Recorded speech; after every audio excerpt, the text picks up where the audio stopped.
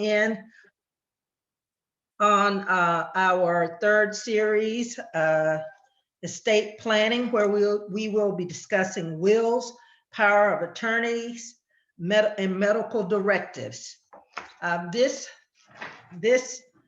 series or our discussion will be hosted or moderated by our own Miss Angelina Bryant. But before I read Angelina's bio, I'd like for the Financial Fortitude Committee to just raise your hands. If you notice, the committee has Fortitude in front of their names, but I want you to just raise your hand so everyone could see the members of the committee.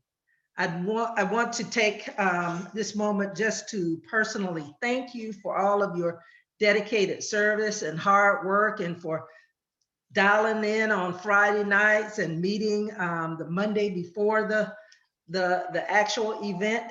I know it takes a lot of time and energy, but that's what we do as Deltas. So now I'd like to introduce you to our moderator, Ms. Angelina McCarthy Bryan. She's an MBA. MBA is a financial services professional, licensed agent, executive council 2019, and $1 Million Roundtable member 2016, which means she's recognized among the top 1% of financial services professionals in the world. Mrs. Bryan runs her own financial practice with New York Life Insurance Company and specializes in an array of financial areas, among them life insurance, annuities, investments, long-term care insurance, retirement planning, college planning, and grandparent gifting.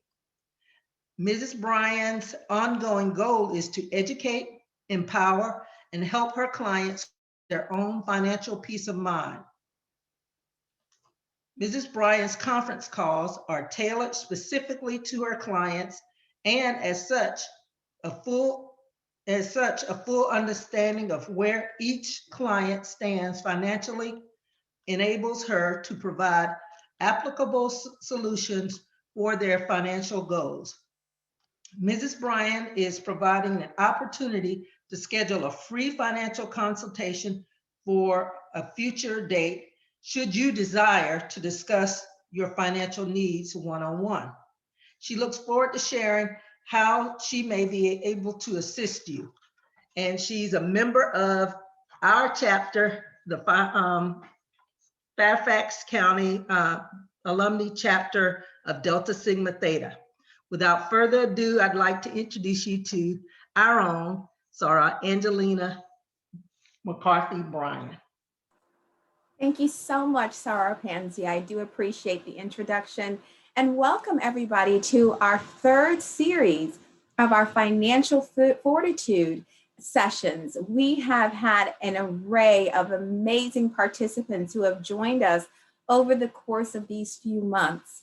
And we have been excited to bring you not just anyone, but the best in the industry at what they do. And tonight will be no different. In fact, we have an amazing attorney who will be joining us speaking on behalf, as Sora Pansy shared, on wills, medical directives, power of attorneys, and trusts, and the importance of all four, and how they will impact you and your decision making. And I look forward to sharing Amy's bio, in addition to attorney Shakisha's, also her bio, and she is assisting tonight as well. So without further ado, I am going to do a little bit of a recap as to the sessions that we have held over the past few months. This way you will have a greater understanding as to how we are building our financial blueprint, our financial home. And now we will be entering into how to expand upon that with estate planning. So without further ado, let us go ahead and take a look at our screens here. And we're going to be looking at a quick PowerPoint just to bring us up to speed on where we are at this time.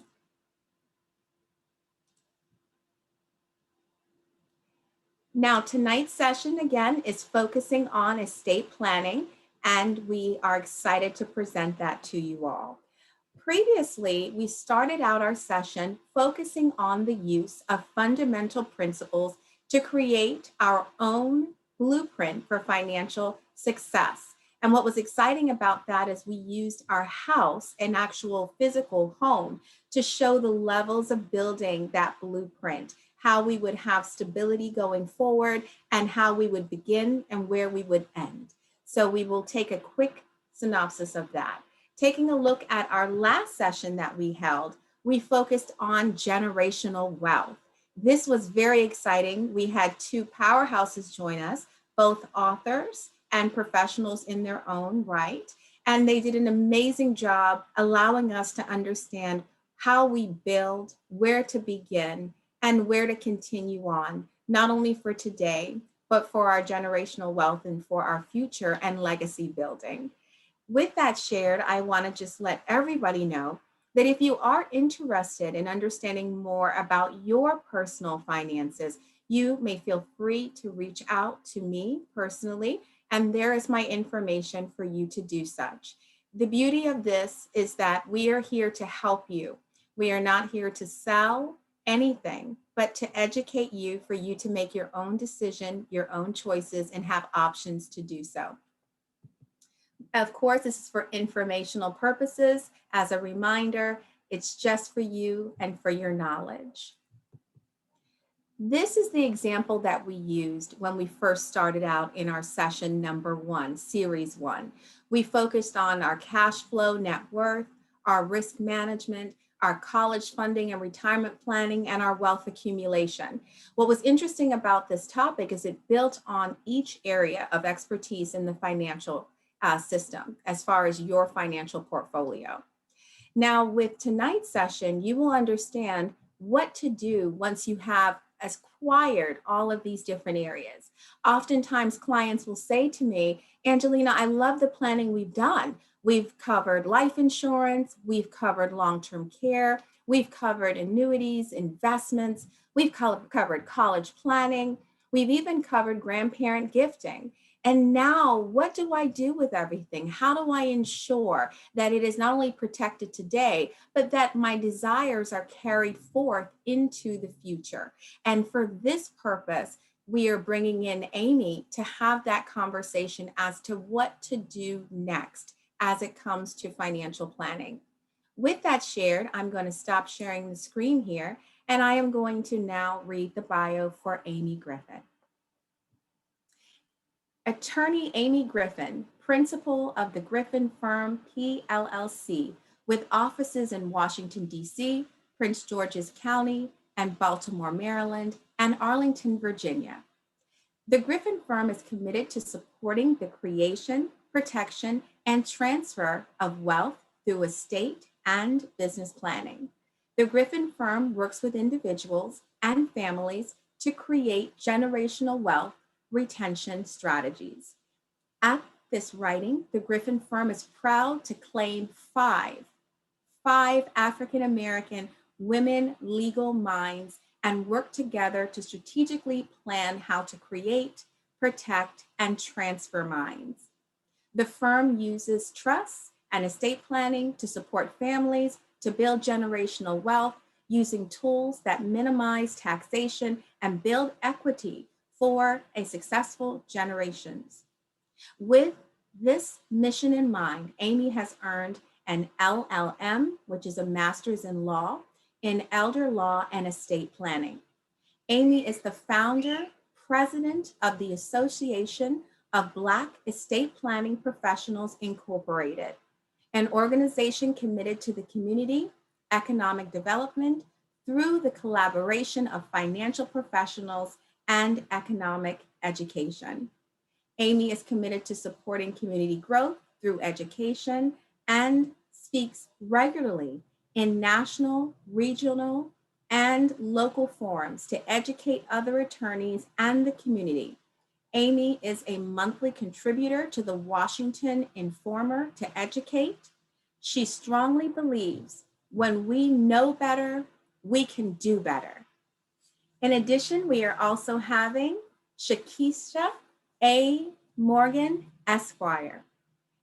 She is an estate planning and probate attorney currently serving as the Maryland practice lead for the Griffin Firm PLLC. She is a proud graduate of Prince George's County, Maryland Public Schools, Stanford University, and Georgetown Law. In addition to that, Attorney Morgan has spoken nationally at conferences, schools, and universities on the importance of estate planning, millennial wealth building, and living life to the fullest. She is a daughter of Jamaican immigrants, a sister, wife, and a mother, raising a phenomenal young woman. She has been recognized as a top 40 under 40 for services to her community and is a proud adjunct professor at an HBCU and DC's only public interest law school, the University of District of Columbia David A. Clark School of Law. Shakina co-hosts the Maryland and Martha podcast, which empowers women to live impactful lives of faith. She loves to hike and laugh at offensively loud volumes, and her life has been saved multiple times over by her relationships with Black women. Without further ado, I introduce you all to some amazing women. Their bios alone were exciting to read. With that, Amy and Shakisha, thank you. Thank you, Angelina.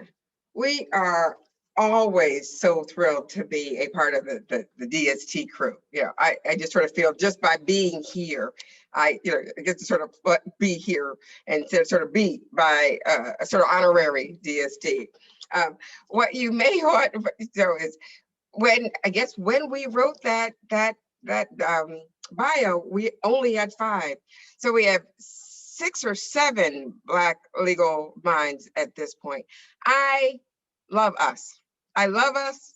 Look, these are the Griffin firm. We are an all Black woman firm. You can't even imagine how amazing it is to come to work every day. Some folks have to wait till the weekend to get with their sisters. We get to be together all of the time. And so one of the things that is so amazing about this crew is we're able to be together and operate as a team. There isn't a competitive spirit. We know we got to do this together. We understand the importance of the work that we have. We understand the importance of the role that we serve.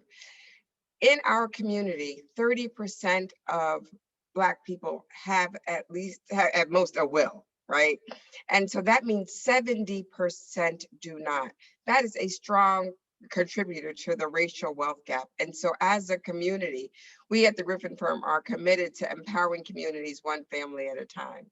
One of the things I always talk about is by having the opportunity to work with millennials, when something happens to me, because it will, I have the opportunity to rest on those folks, the millennials that come behind, who will, pray, will grieve, but not skip a beat, because they are truly an amazing crew.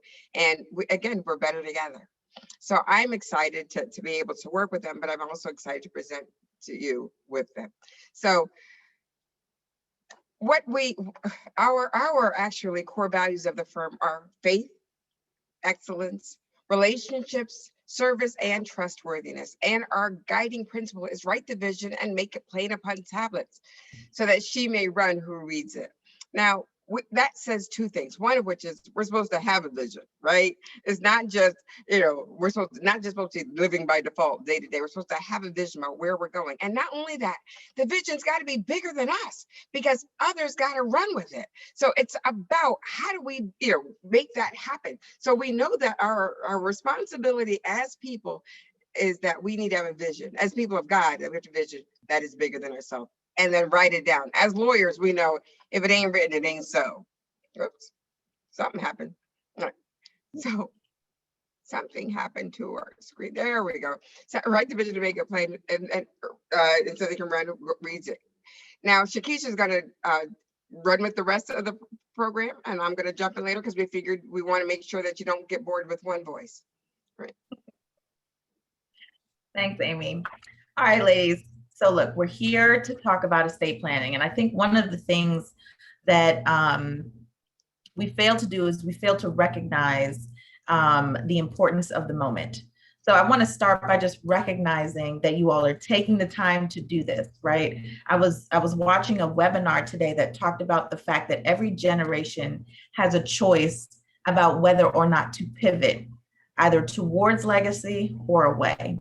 And so I just want to take the moment to acknowledge that even just by sitting through this presentation, by sitting through the Financial Fortitude series that you all are doing, that you're making a choice to pivot, that there can be a choice that you make right now in the way that you live, in the things that you do to prepare, that's actually going to make a difference for generations to come.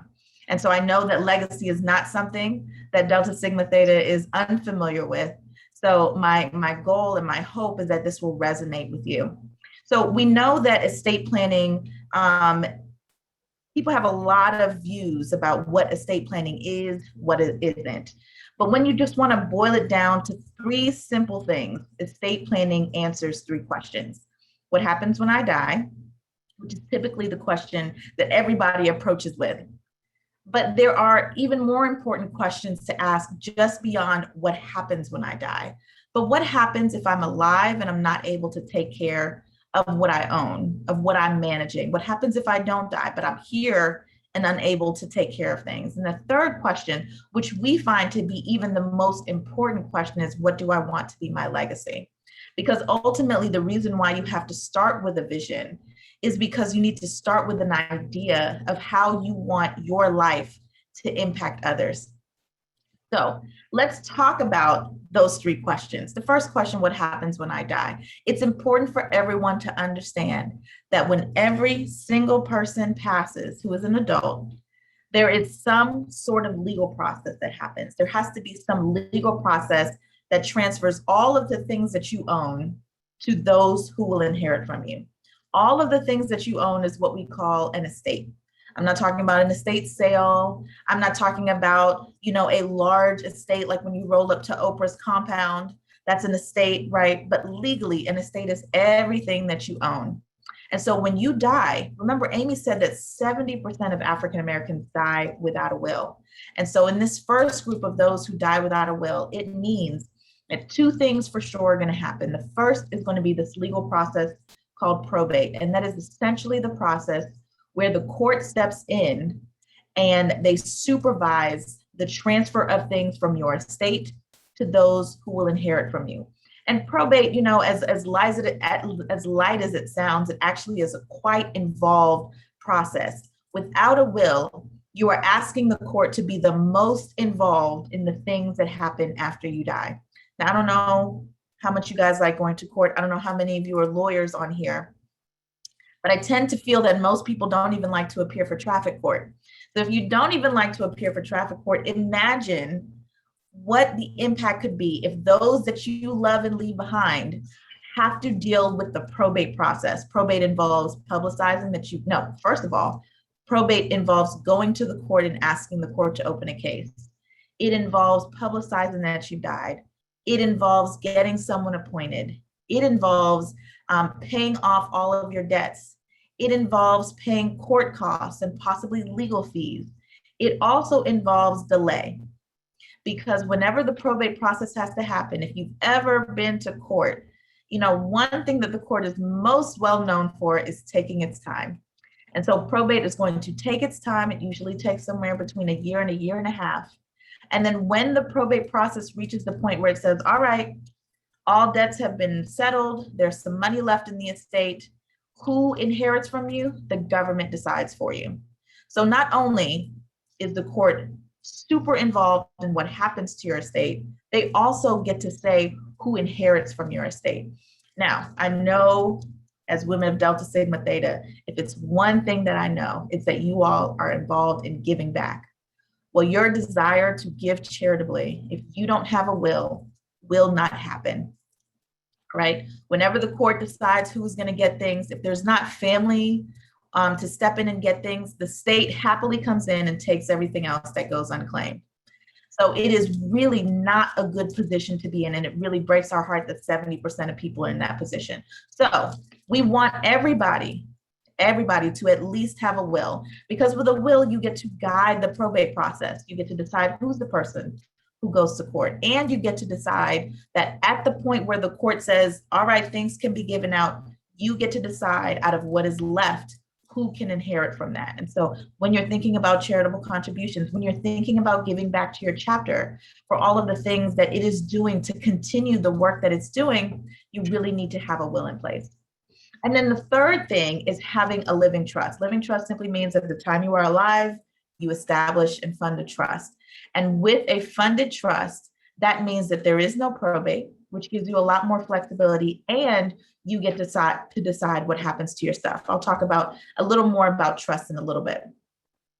The second question is, what happens if I don't die, but I can't handle my affairs? And again, I don't know how you all feel, but if you do not have proper documents in place, it means not only will the court be heavily involved after you pass, but the court will also be heavily involved during your lifetime. If you lose the capacity to manage that which you own, the court becomes heavily involved in deciding who gets to manage it, in deciding when you will have your capacity to manage those things again, and even in deciding what decisions can be made with your own money.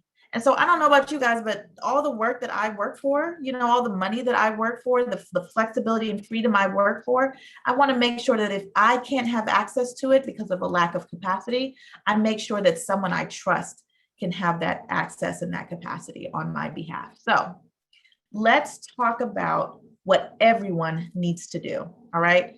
I just want you to take a moment here and say, all right, I heard those two things. And the one thing I need to know is that I need an estate plan. So if everybody could just repeat after me, you don't need to say, you don't need to get off mute. I just want to hear your lips moving. I need an estate plan. Very good. Yes, very good. I'm seeing that. Very good. Very good. So when it comes to an estate plan, it's important to understand a strong foundation, right? We're talking about financial fortitude.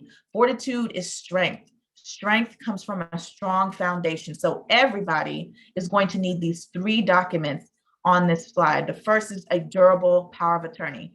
Durable power of attorney says if I cannot take care of my legal and financial affairs, somebody I trust can take care of my legal and financial affairs.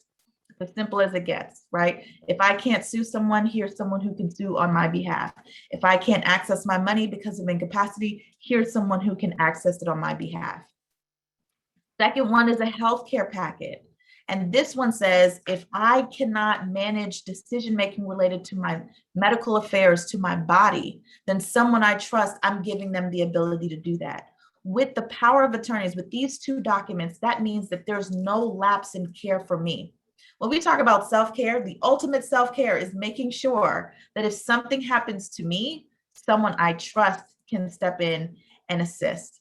And then the third document that everybody should have is a last will and testament. Don't be in the 30%. Don't be in the 70%. Let's increase that 30%, right? So that more of us have a last will and testament to say what happens to our stuff after we die, who manages it. And if you are a parent of a minor, any parents of minors, can I see you wave? Anybody a parent of a minor? If you are a parent of a minor, then you want to make sure that you have a will in place to name who takes care of your children after you die. All right. Transfer on death deed is one of these extra things that we think about, that if you are someone who lives, if you live in the district, if you live in Maryland, if you live in Virginia, there are types of deeds where you can automatically transfer ownership of your home after you die without needing the involvement of the court. It is a wonderful tool that I'm going to save the why that kind of deed is so important for Amy to talk about, but it is one of those key things about building wealth that people miss out on. When we talk about building wealth, remember the last question was, what do I want to be my legacy? I'm going to tell you a little bit about this legacy maker right here, Osceola McCarty, not to be confused with Osceola McCarthy, which I feel like you guys are a little bit familiar with her, right? Osceola McCarty was actually a washerwoman. She is actually the most famous benefactor of the University of Southern Mississippi, because when she was living, she decided that her circumstances were not going to be the end of her story, but she was going to decide to be intentional and to take that which she had and create a legacy. So what she did was she was taking the money from her job as a washerwoman and she was saving it. She was using what she needed to take care of herself, but she was saving it. And then a banker and a lawyer who she worked for decided to get together and say, you know what, you're saving all this money. You can be a little more intentional with the way you use it. So she decided to create a trust.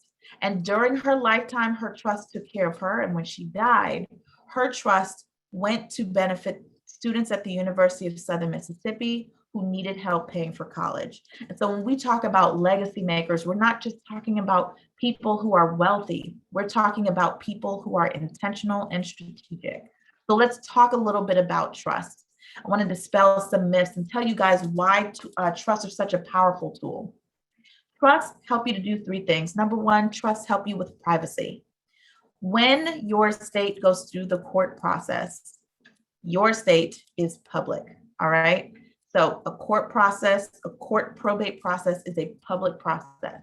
Whatever's in your will, whatever's not in your will, whatever debts you have, whatever amount you have, all of that is a part of the court process and it is publicly accessible. So if it matters to you to keep those things private, a trust is really something you want to use.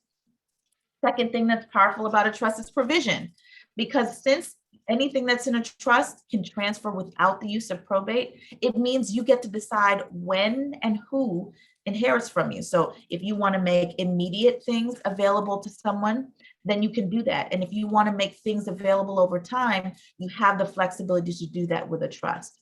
And finally, sometimes the purpose of what we want to do when we're leaving a legacy requires the use of a trust. So let's say that I am providing for someone who has special needs and maybe relying on government support. I would need a trust to provide for them because I want to make sure that I can give them a benefit without risking the government support that they are receiving. All right, so when you're thinking about trust, think about those three things. Here are two big categories for trust. The first is a revocable living trust. The powerful nature of this trust is that number one, it avoids probate, but number two, it maintains access to the things that you own. So we call this revocable living trust an extension of you, right? It still has your same social security number. The things that are in the trust are still considered your personal property. And it gives you that flexibility, that constant access that if you want to change your mind about how you've decided to structure it, who you've decided to give it to, when you want to give it to them, you still have the flexibility to do that. That's a revocable living trust. It typically is the one that most people will use. The second one is an irrevocable living trust. And think of that one as kind of like a little business that you've created. It has a separate EIN. And when you put things into this trust, number one, they avoid probate. But number two, because you're putting it in kind of like your little business to the side, it actually converts from a personal asset to solely that trust asset. So we use this trust when we think about asset protection, when we need to protect certain types of asset, like when I was talking about providing for someone with special needs, you would use an irrevocable living trust to do that. The powerfulness of this trust is that it really is being used when you want to protect things, maybe even from yourself, but also protect things when you're thinking about your beneficiaries. So when you're thinking about trust and the difference between them, a lot of times it comes down to what are your goals, and then what is the trust that's going to best meet those needs.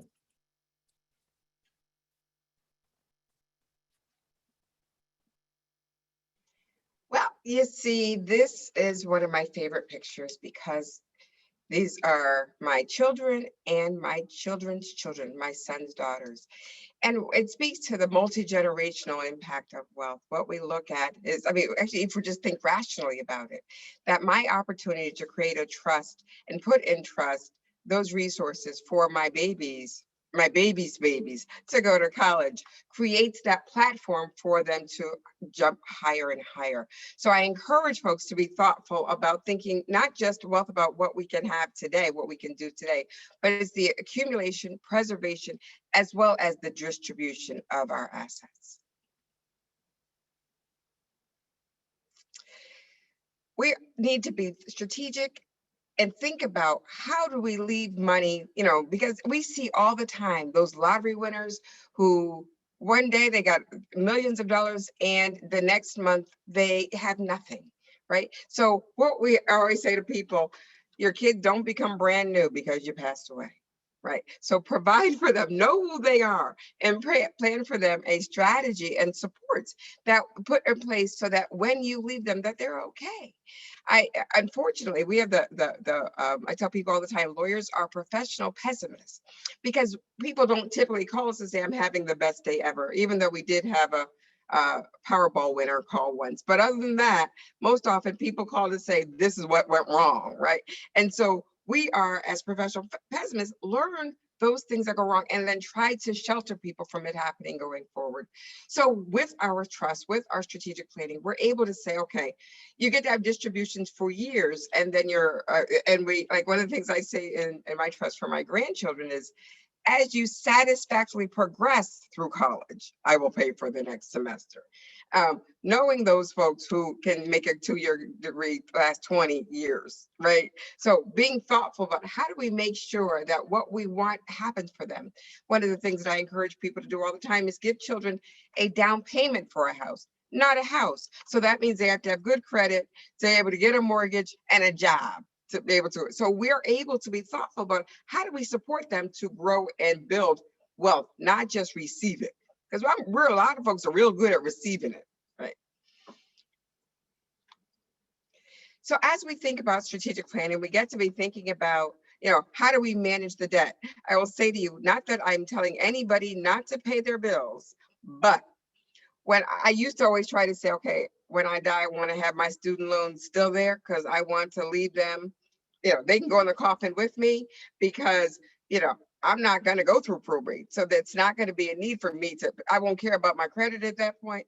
But we need to be thinking about those people who are dependent upon our assets when we pass away. How do we build for them, plan for them?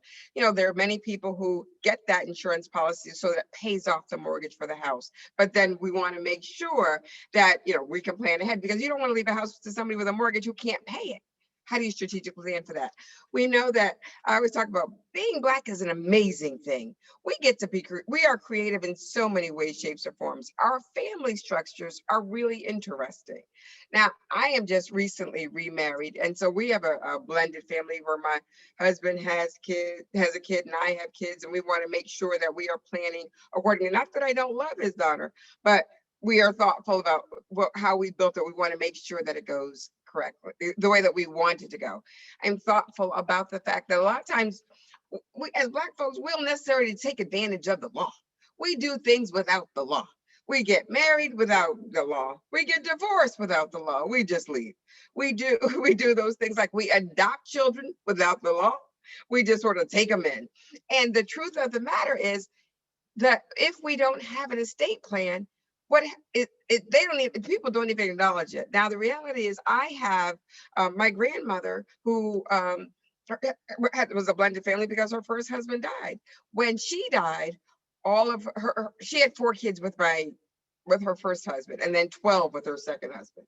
When she died, all of her assets went to my grandfather. When he died, all of his assets, because they never will, went to his 12 children. He effectively disinherited those first 4 without even knowing it.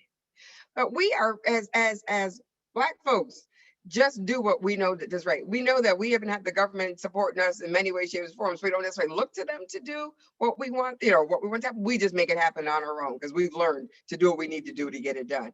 However, that doesn't always work for you in this case. We need to be thinking about the specialized planning that needs to happen. Sometimes, we look at, a lot of times we have people who have businesses, and we have to plan for our businesses as well.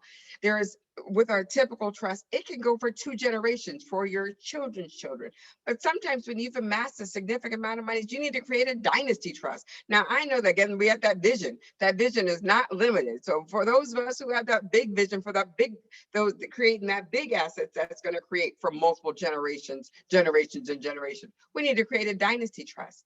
And then we need to preserve that which we have. So often we hear about people who've lost their houses to Medicaid. We need to be thinking about planning for that. And I know each and every one of y'all sorors intend to leave something to DST. But it's not just to be in your head to make it happen. You've got to plan for it to make it happen.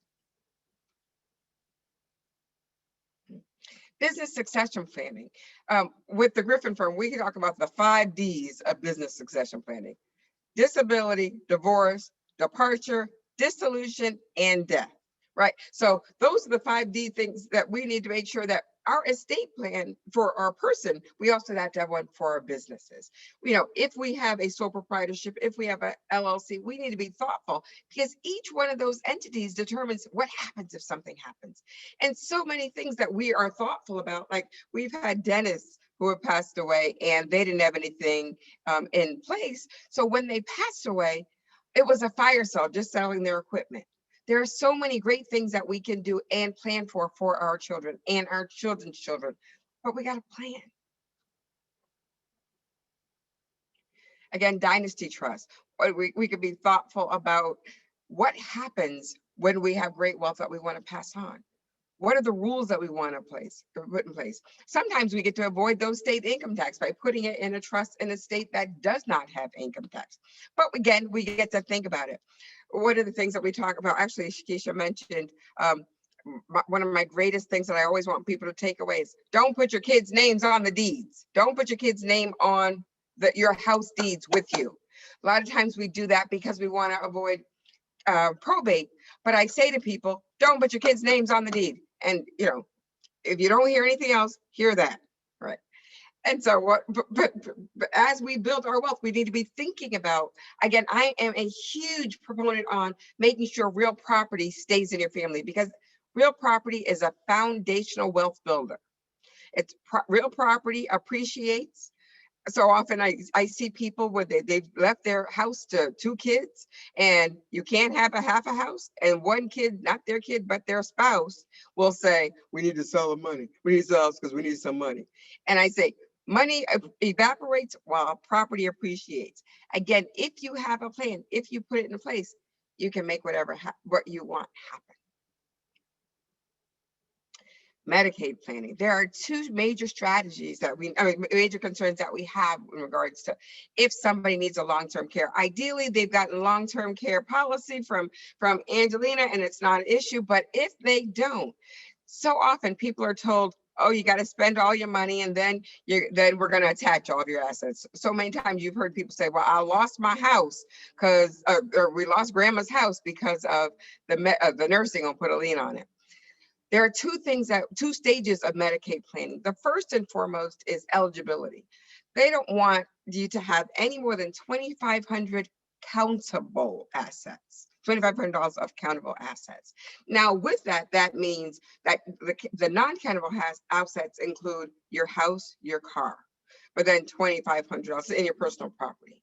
And so often they say, oh, go spend down and come back later to us. What we've been able to encourage people to do is spend down in a way that builds and creates more assets. For example, instead of spending all your money, buy an annuity for your spouse. And then that's a way to convert it, not from an asset to an income. And then we are able to help people plan in a way that, again, the assets seem to diminish, and there are reasonable ways in which those assets are distributed, because Medicaid will look 5 years back. So you can't just give your money away, right? They're going to look 5 years back on every bank statement. They want to know where that money went. So we're able to help people to become eligible, but still protect their assets. And then the second part is, after a person who has received Medicaid passes away, the state wants to come back and recover those assets. They want to put a lien on your property. So a lot of times what we've been able to do is create an irrevocable trust to put those assets in the irrevocable trust, and then it's no longer recoverable for Medicaid planning. Okay. And of course, charitable giving. One of the things that we are, this is Fairfax County, so there isn't an estate tax here, but there is a federal estate tax. And we know that now that Biden's in the House, he's going to lower the state tax, which is now about $11 million. It's going to lower to about 3.5 is the conversation. And so anything above that is going to be taxed. So at about 40%. So one of the things that we encourage people to do is be the giver that you are during your lifetime after. Right? Sometimes we have trust, and what we encourage people to do is just be that ongoing giver. To what, make sure that your taxes are minimalized. Not to mention to make sure that the charitable organizations that have made us so successful as a community still get to have the strength that it needs to go forward. I fervently believe that if we converted the number from 30% of having a state to 70% having a state, our HBCUs, our community organizations would lack for nothing, because there are so many people without children, there's so many people with children who have plenty, who are willing and able to offset taxes by charitably giving. So we want people to take advantage of that opportunity by having the knowledge that they need to put into action their desires and their passions. So when you think about estate planning, let's think about it like a staircase with 5 steps. First step is to learn the rules, because whenever we talk about what happens with the law, it's important for you to understand where you are situated in the law. So we've now talked about, gone over like what happens when you die, what happens if you don't die, how you build a legacy. Now you know the rules about estate planning. But here's the thing, you now need to know, what does it mean for me and for my situation, right? What does it mean for the goals that I have? And that's why the very next step that you should do is you should engage an advisor, right? One of the things that we know is that an advisor is you're going to come to them with your goals, and they're going to help you turn it into a vision. They'll partner with you to create that. And when we talk about advisors, we're also talking about financial advisors and having those people to help you, that if you have ideas for what you want to do, they help you to create the assets to be able to take care of yourself and your desires for your legacy going forward. So then you're going to create your vision with your advisor. You're going to write those rules down, because if it's not written down, then that means someone can't run with it. And then finally, you're going to execute it. Too many times, people have come to us to show us their estate planning documents, and we flip to the back and it's never been signed. You do not have an estate plan, you have a draft, and drafts don't count, right? Almost doesn't count. Brandy said it. So you want to make sure that you go through all those steps to make sure that you have actually set yourself up for an estate plan. Now, if you want to use us as advisors, we are happy to help you out. One of the things that we offer to people is, you've sat through this presentation, you've listened to all of the different possibilities. And if you want to sit down with someone from our team and really think about how this applies to you, we give you a free half-hour consultation. And I can tell you, in the first 10 minutes, it's going to change your entire thinking. So we hope to see you. And then we'll take any questions that you have. Wonderful. You ladies have done an amazing job. Amy, thank you. Oh my goodness, just amazing. I mean, we've learned so much. And Shakisha, wow. I mean, just wow. You have given us some tools for our financial tool bag, for our financial future. And I am going to sum it up, because there was just so many jewels, like you all started with scripture, and you have reminded all of us that we have to write it down, make the vision clear, plain, write it down, so that not only can we run, but others can run with it. So we have really gained some knowledge here to run toward the financial goal, toward the foundation. So just to kind of touch upon a few really important things that were shared this evening, we talked about 70%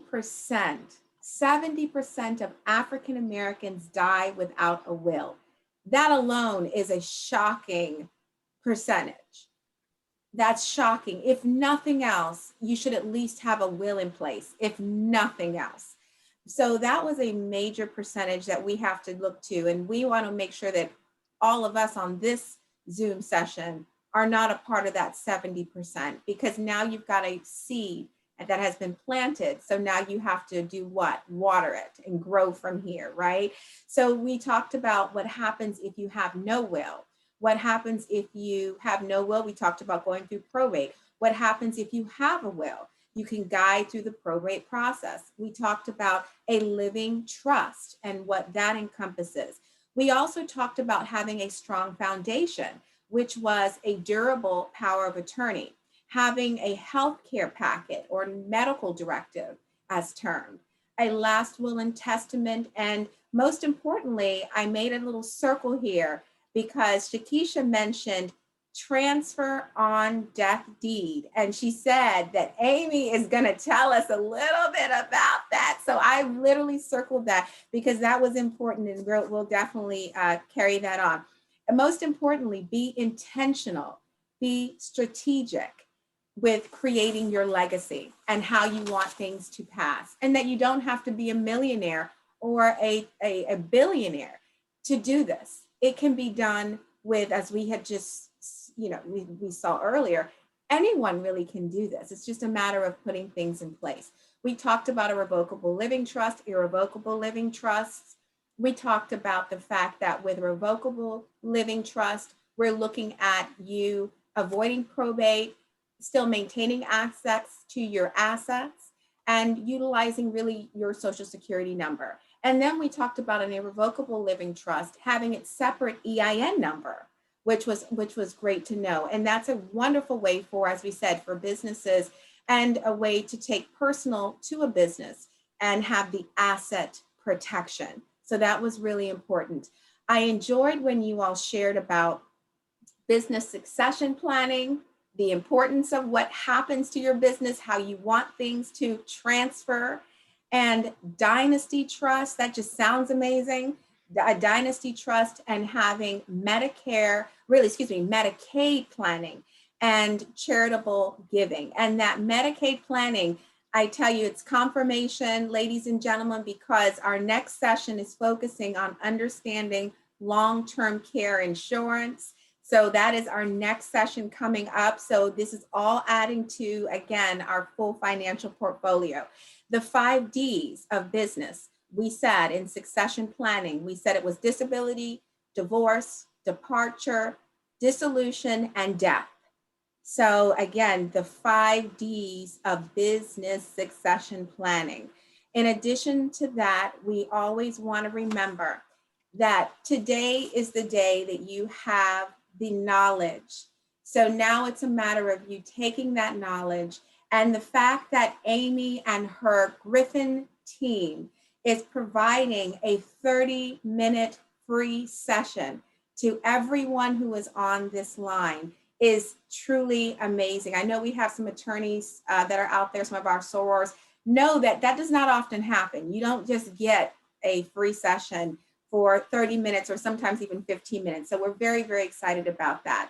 Well, with all shared, you ladies have done a phenomenal job, but we are now going to shift gear to our soror Elsie, because we know we have questions. And if you would like, if you haven't had an opportunity, please use our chat feature. Please place your questions in the chat, and Elsie will read off your questions, and then our attorneys will answer them for you. So any question you kind of wanted to know, let us know and let us help you. So we're going to turn it over to soror Elsie. Thank you. Hello, ladies. You guys did a wonderful job. It was very informative, and I encourage everyone to take advantage of the consultation, because consultations are not cheap, and if they're offering them for free, take it. So we have a few questions in the chat. The first question is can you please clarify that even in the case of a husband and wife, if one party dies without a will the estate still go to probate? So one of the answer to almost every legal question is, it depends. So in this case, if the assets are jointly owned, then it won't need to go to probate. The things that go to probate are the things that are solely in your name, or those things that do not have a beneficiary attached to it, right? So if you have everything jointly owned, it should just pass to your spouse. However, if not, you're in probate. Our next question is, how often should you update a will or a trust? So we, oh, excuse me. So we actually truly encourage everyone to look at whatever their estate plan is. We actually encourage you to review it annually. So we have this concept at the firm that we call a plan anniversary. Because for us, when we form partnerships with our clients, we like to say, once you're in the Griffin Firm family, you're in there forever. Because what we want you to do is we want you to constantly look at your documents to make sure that they continue to meet your goals. Whenever you're making decisions about things, right? I've been married, 6 years in August. And every year we have an anniversary. And at that anniversary, it's a great time to reflect. How did the last year go? What do we want to see in the next year? In that same way, think of your estate plan as something that should always reflect your current goals and circumstances. So we actually encourage you to look at it every single year. Whether or not you update it depends on what the circumstances are. But when you put it in your mind to constantly review it every year on an annual basis, then it means that as life goes on and as it continues, you will always be well positioned to be able to make decisions. But of course, also you want to update it whenever something major happens, but you always catch it if you review it every year. It's very true. And a follow-up to that question is, where should you store your will or trust, and who should have a copy of it? One of the things that we do at the firm is that we make two originals. We keep one and we give one to obviously the person who has it, who created it. And one of the things that we're thoughtful about is that we expect people to have their house burned down. We expect people to move and can't find it. We expect people to, we expect the fact that there are people who have lots and lots and lots of stuff in their house. And when they passed away, the last thing they can find is this little bitty binder. So, and we do have an electronic version. So we try to make sure it happens. One of the things that we don't encourage people to do is put it in a safety deposit box. Because when you've died with your name on the safety deposit box, who can open it? You can't open it until you go through probate. So we encourage people to make sure that it's someplace. We did this whole thing a couple of, I think 2 months ago, when I was in, I had to go to this bank 3 times, I think it was PNC and DuPont Circle. Finally, they drilled the safety deposit box because that's where they told us the will is. There was just costume jewelry in there. I'm thinking, why would even somebody put that in a safety deposit box?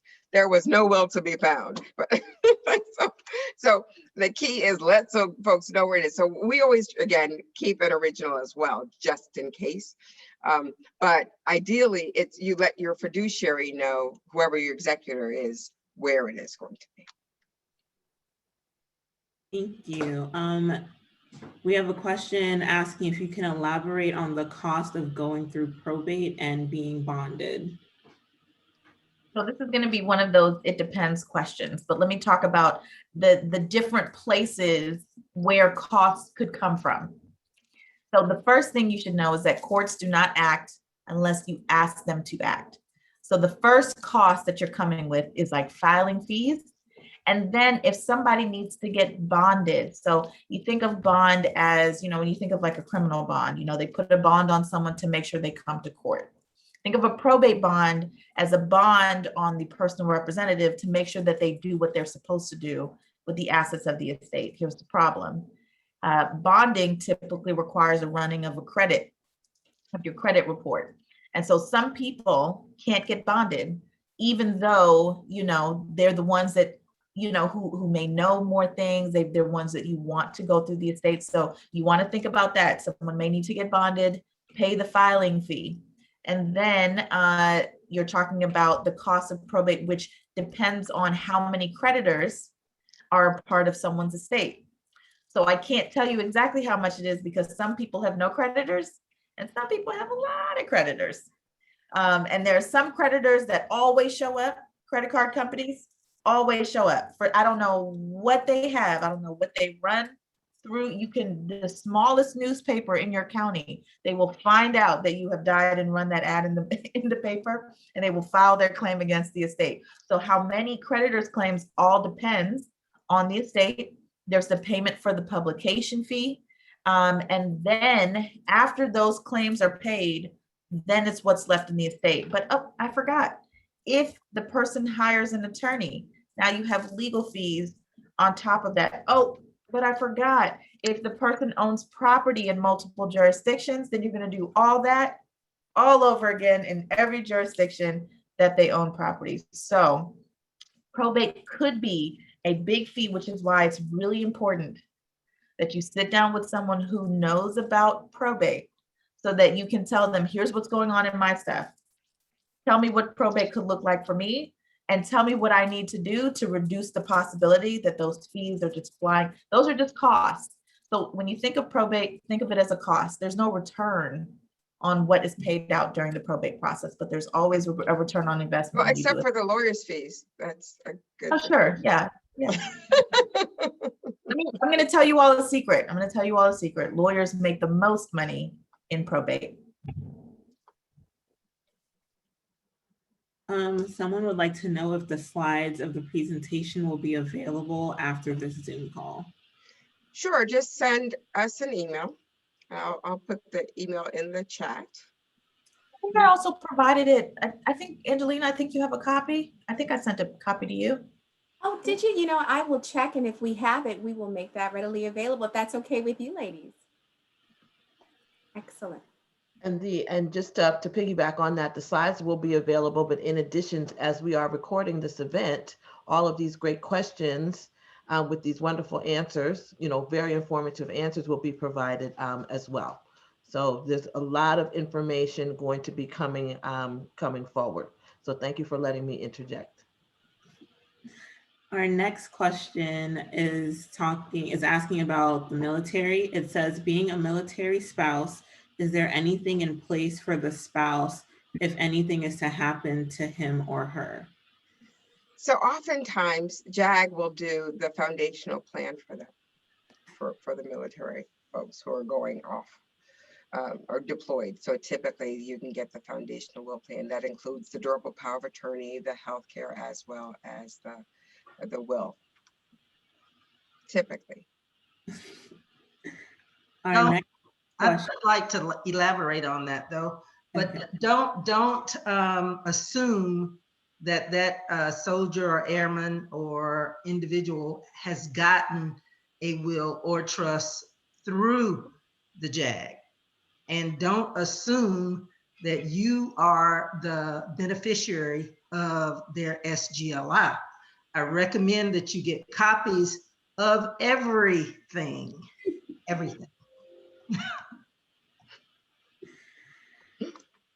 That sounds like the voice of experience, guys. Free game.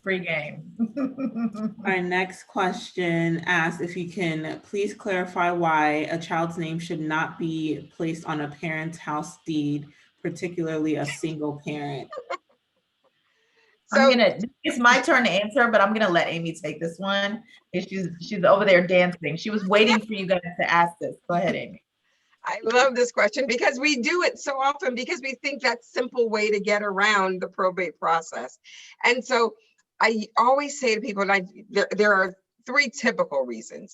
And I use my former next door neighbor, for example, all the time. They bought their house in Northwest DC for $50,000. Now the house is worth about $650,000. Now, mind you, I rounded it because math, right? So if they were to sell their house now, they'd have to pay capital gains tax on the difference between that which they bought it for and that which they sold it for. And that capital gains is $600,000, right? If you put your kid's name on the deed, it's as if they got it for the $50,000 as well. Right. And so, and of course, they keep it 12 days longer. So then it would be $700,000 and the capital gains would be greater. However, if they got it through a transfer on death deed, if they got it through trust or even through probate, it would be they would get what we call a step up in tax basis. So it's as if they bought it for that $650,000. And then, so it's as if they were giving them, okay, see, I got foolish thinking I was going to do math. Okay, it's as if you had given them the capital gains tax, which is about 30%.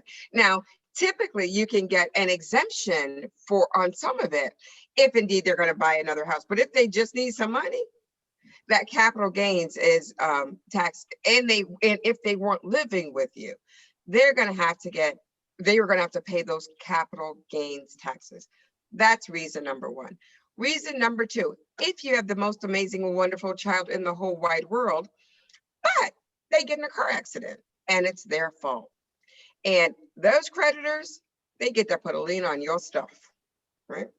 And then there's number three. Now, I have a husband, so not that it was a bad thing, it was a blessing, but some folks with husbands end up having to pay a little bit of something. And they talk about what is community property, what is owned, what are my assets versus what is assets. We don't want some confused person to believe that the asset that my child's name is on is really theirs, but the law really would see it as theirs. So we need to be thinking about how do we make sure that we get to keep our stuff for our stuff. Now, there is a slight, one very rare time that I think that we should put a kid's name on the deed, and it's rare. It's when we haven't done Medicaid planning, but we're trying to get that exclusion. That is it. Okay. Thank you for answering that question so thoroughly. And so much gusto. So much gusto. Because I see it, I see it so often, and it's like, no. And I've also seen like moms come to us and they say, well, my son's name is on the deed, and she wants to put it in trust. And the son says, no, I'm not taking my name off the house. So. Do you encourage an individual to have all 4 estate planning documents, a will, trust, medical directives, and a POA? If so, what are the costs associated with each document generally? So it depends, right? I feel like Ms. Davis knew that I was going to say that. So it depends, because everybody's situation is different. Everybody should have the foundational 3, right? So that's without question. If you're an adult, you should have the foundational 3: durable power of attorney for legal and financial affairs, healthcare packet, and will. A trust is a tool, and the only people who need the tool are those who know how to wield it, right? So it really depends on what your goals are, what it is you're trying to do, whether or not we would recommend you to have a trust. We're not one of those, we're not upsellers. So we don't make everybody who comes in get a trust, but we do recommend to you that if you need it, if it's helpful to you, then we talk to you about the benefits of having it. Generally speaking, and here's the thing about the fact that estate planning is typically done by private attorneys. So you're going to have to ask every attorney that you decide you want to work with, that you're thinking about working with, you're going to have to ask them what their prices are. So I'm going to give you ours, because we operate in a flat fee structure. So if you are doing those foundational documents, for a single person, it's $1,800. For a married couple, it's $3,000. And for everybody, because of the way our process is set up, if you decide you want to go on a payment plan, we do that. It's a no interest payment plan. When we talk about doing trust planning, and you can have trust planning that can get quite complex. It could include business owner planning. It could include complex types of trust because of different things people need to do. So it can go up to, 20,000+, but it typically will start around 5,000-6,000 when you talk about trust planning. And I would say, and I say this, of course, knowing that I'm an attorney, so you're going to take it with a grain of salt. But if you go to a private attorney and they're willing to do all of those documents for you for less than $1,000, you really need to be asking yourself what you will not be receiving as a part of the service. So someone wants to know, once you've established a revocable trust, how do you go about funding that trust? So who was that? I'm just kidding. We're based on education. So we help people we start from the beginning, talking about how do we associate the assets into the trust and why do you put it in the trust and how you put it in the trust. And as a matter of fact, we take responsibility oftentimes for putting your principal residence in trust because that's typically your biggest asset. And then we talk to you about either making, because each character of the asset is significant. So there are sometimes if you want to put some assets into a trust, it could create like an IRA that could create a taxable event. So we're not going to do that. So what we'll do is talk to you about which assets should become beneficiaries. Like for example, my life insurance, my trust is the beneficiary. So then therefore those assets can be controlled and directed. But those things that are, there are some things like my house, my car, that should be directly in the trust so that it's not a matter of putting it in the trust, but we can just retitle it. But so it depends on those things. We walk you through each asset, which is why it's really important to have a list of all of your assets. We get, because then otherwise, I always tell people, if you don't have a list, it's like a scavenger and people trying to guess what you got, where it is, right? And then, we've all seen those articles that unclaimed property, because nobody knew where it was. So we try to work with folks to always help them not only create that initial list, like what digital assets we have. Now we have credit card points, we have hotel points, we have frequent flyer miles. All of those things are, those digital assets. Used to be that we could wait for the bank statements to come by and you just have to wait for a month, it's gonna come. But now things are online, you may never see it. So that's how we have to work with people to try to determine what are the ways in which we can capture all of the assets that exist. Going on placing assets in trust, someone wants to know, how do you place your home in a trust? Well, you're just retitling it. And we typically, when it comes to placing homes in trust, we typically will handle that for a client so that we can make sure that that actually gets done properly. So it's the creation of a new deed that retitles the home from you as an individual to you as the trustee of your trust. So that one is typically what we will use retitling for. All right. Our next question is, what is a living will? Can I answer this one? Let me go ahead. Can I answer this one? Because I can tell you, like, this is my least favorite term in all of estate planning. I hate it. I hate it because you have a last will and testament, which you call a will, and then you have a living will, which people get confused by because it has the word will in it, but it has living, so they don't know if it's a will or a living trust. So I hate this term, but essentially a living will it's another word for an advance directive. It's really the part of your estate plan that talks about end of life care decisions. Right. So like if I need to go on life support, what does that look like? If I want to be an organ donor, what does that look like? Do I want to allow for certain types of medication? Right. So a living will really talks about end of life care decision making. But again, least favorite term in the whole estate planning group. So you won't hear us saying living will, but it is a part of the estate planning repertoire.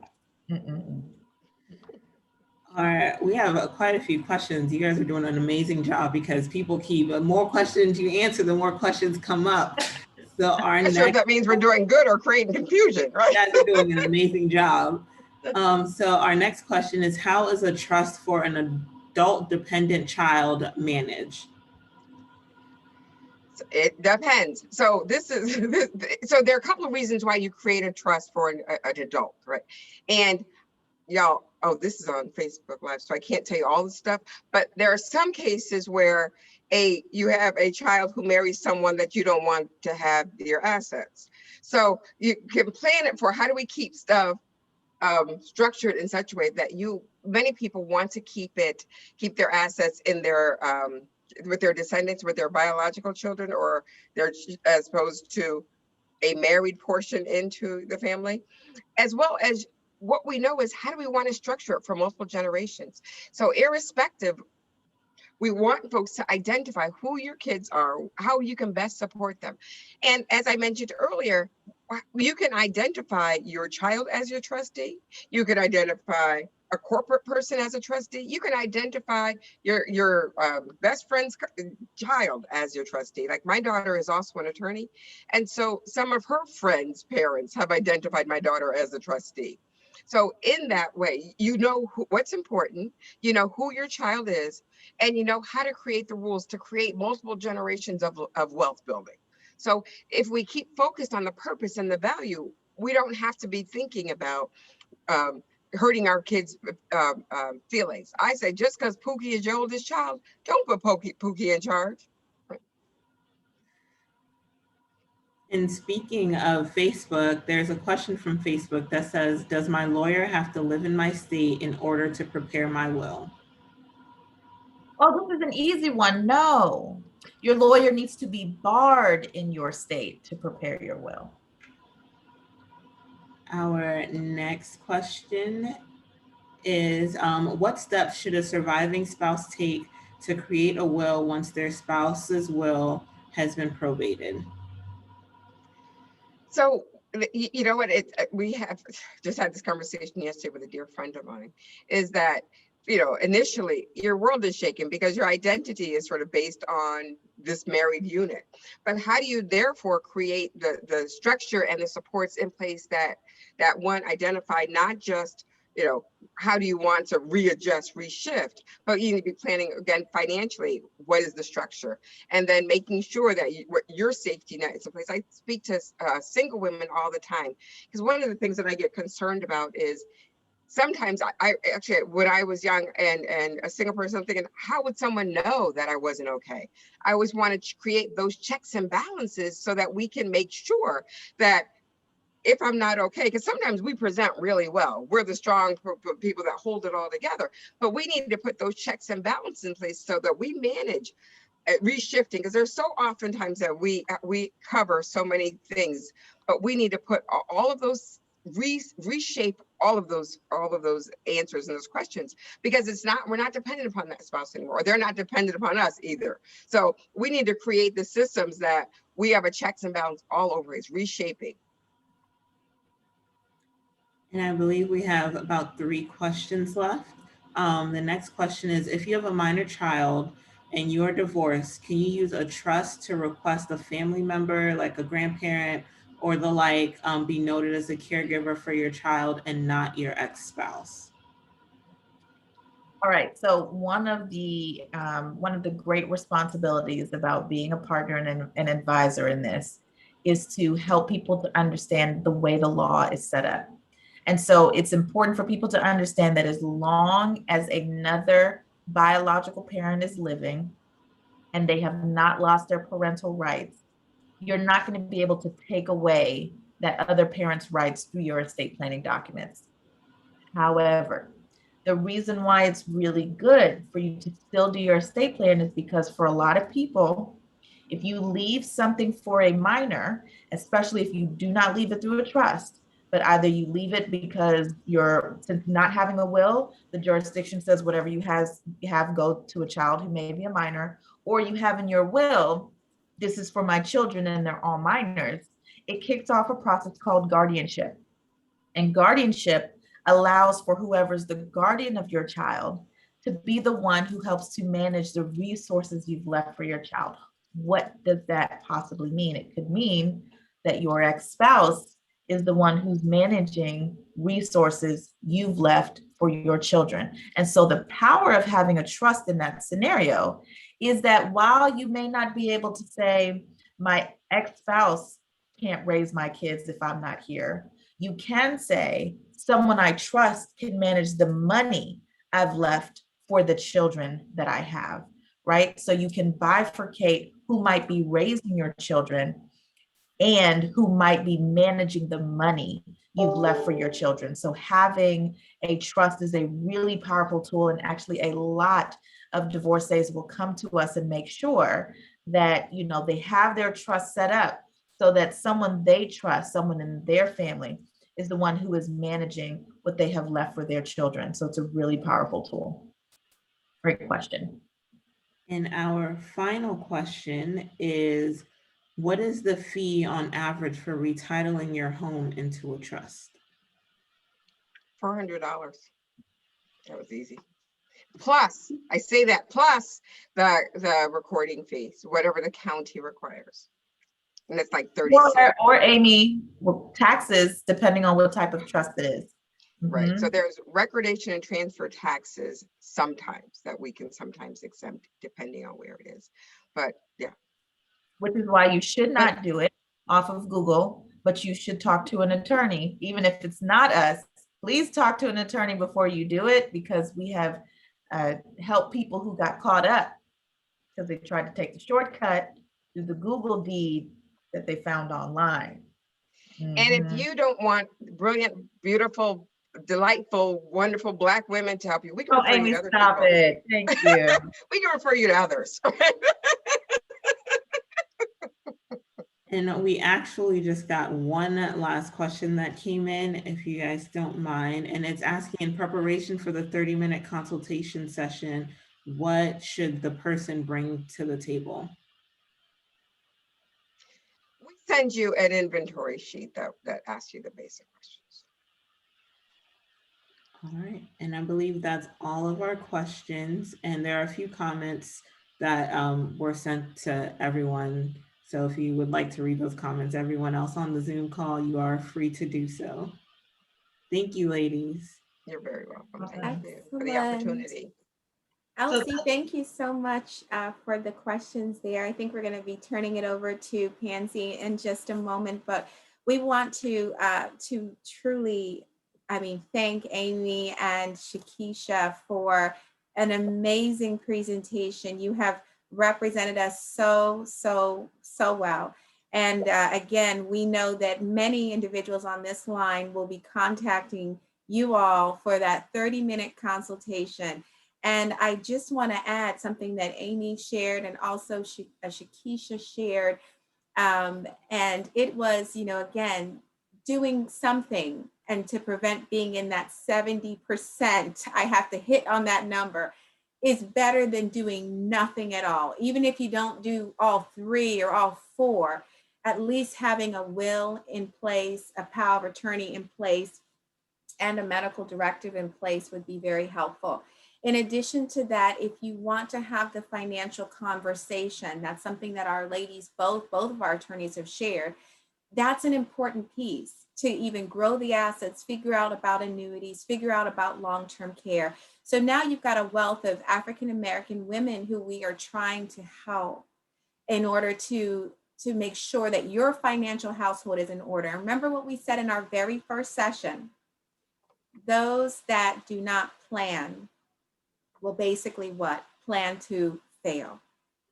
And if you don't want to plan to fail, then make a plan, and not just make a plan. We're taking one step further.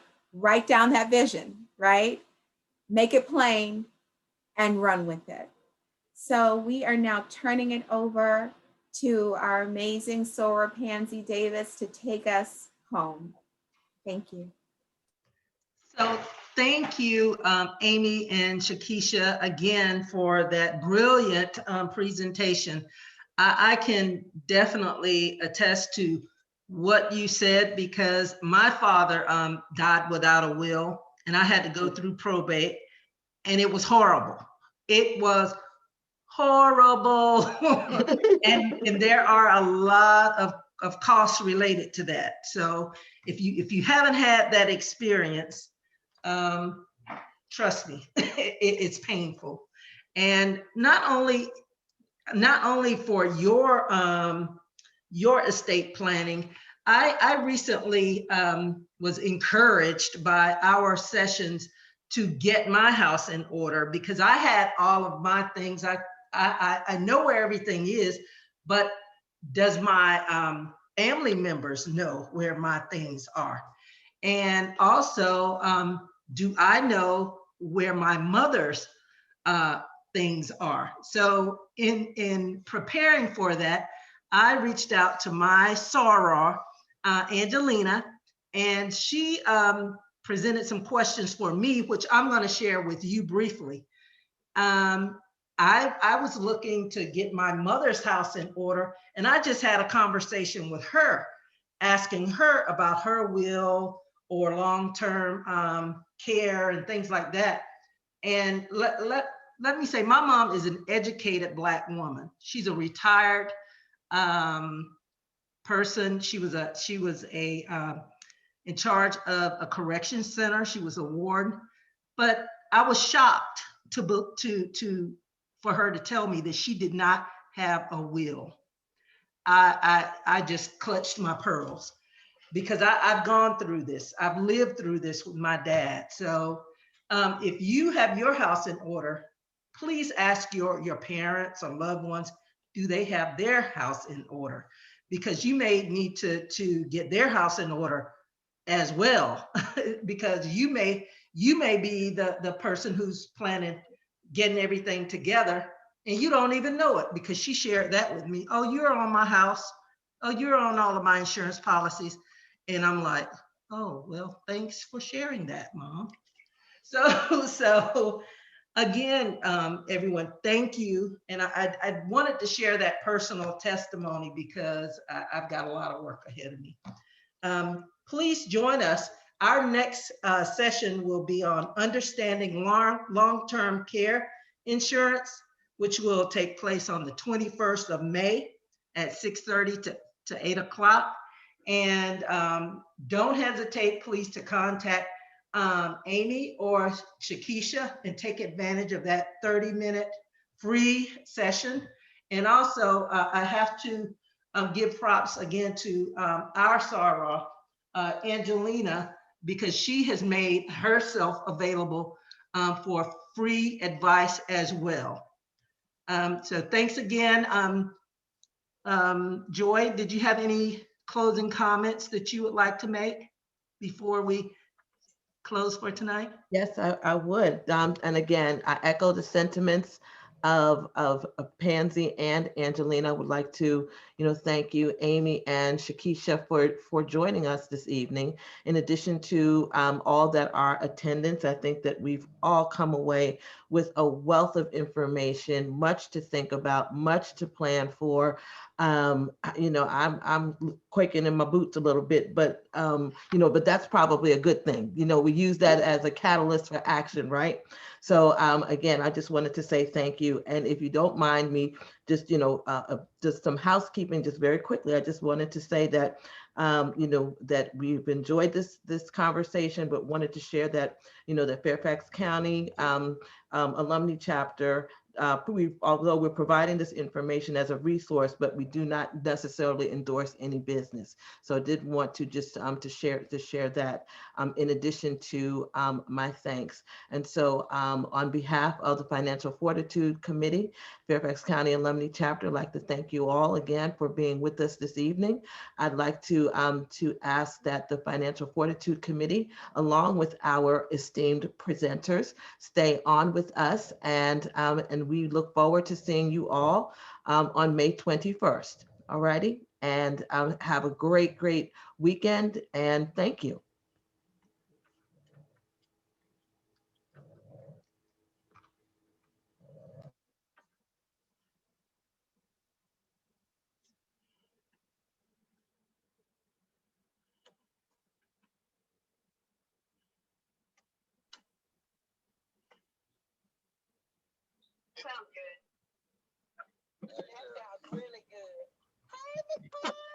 Hold on, almost there. Almost there.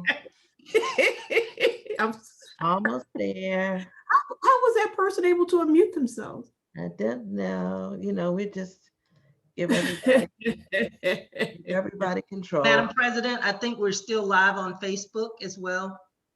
Yeah, you are still recording. And are we still recording, Sir President? All right.